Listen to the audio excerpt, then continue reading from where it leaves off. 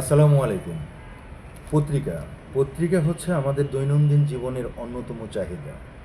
একটা সময় ছিল যখন হকাররা পত্রিকা দিয়ে যেত,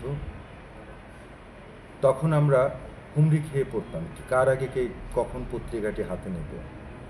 কিন্তু দিনের সময়ের পরিবর্তনের সাথে সাথে সেই পত্রিকাটি আমার মনে হয় এখন হারিয়ে যাচ্ছে। আমরা আর কেউ এখন পত্রিকা পড়তে চাই না।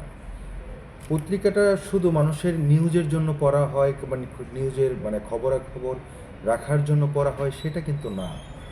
এই পত্রিকা থেকে অনেক কিছু শেখার আছে, যেটা হচ্ছে যে আমরা যখন জোরে জোরে পত্রিকাটা পড়ি, আমাদের উচ্চারণগত অনেক দিক আছে যেটা ক্লিয়ার হওয়া যায়। আমাদের ভাষাগত অনেক দিক আছে যেটা হচ্ছে যে আমরা ক্লিয়ার হতে পারি।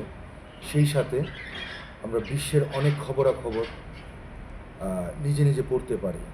তাই আসুন না, আমরা পত্রিকার দিকে এখন আবারও মনোযোগী হই, আবারও নিজেকে ঠিক করার চিন্তা করি। ধন্যবাদ।